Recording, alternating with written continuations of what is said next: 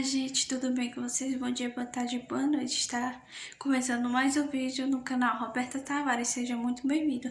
Se você não é inscrito no canal, se inscreva, vai lá se inscrevendo aí, deixando seu like e comentando nos meus vídeos, eu agradeço muito, tá certo, minha gente? Então, gente, hoje o vídeo vai ser mais um vlog comigo. Eu vou gravar um pouquinho lá, eu na fogueira lá no sítio dos meus pais, que hoje é a última fogueira do São João 2022, tá certo, gente? Não se esqueça de ativar o sininho de notificações, porque assim que eu postar vídeo aqui no canal, vai chegar a notificação no seu celular, tá certo, gente?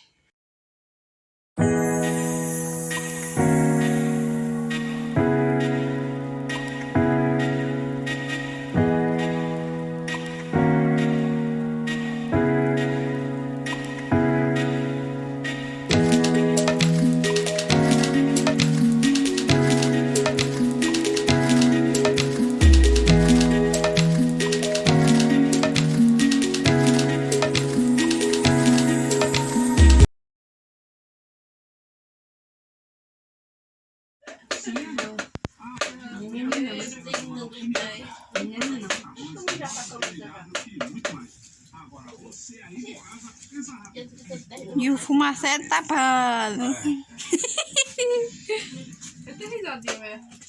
Frojinha aí pro canal, Frojinha. Diga, se inscreva no canal, deixe seu like e compartilhe. Só não vou mostrar a mãe, porque a mãe tá trocando a fralda do Renan. Aí pro canal. Diga, se inscreva no canal, curta, comente e ative o sininho de notificação. Diga aí, diga. Ele não sabe.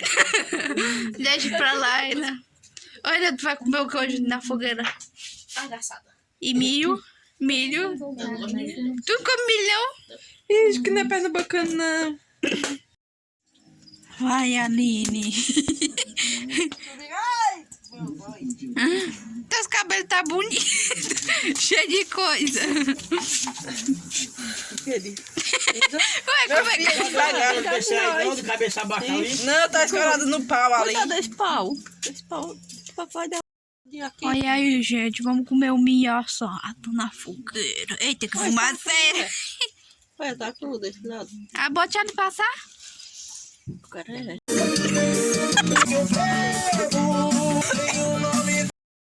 Não. Tá gravando? Uhum. Ah, tu vai vir pra cá, é? Tu vai vir pra cá, é?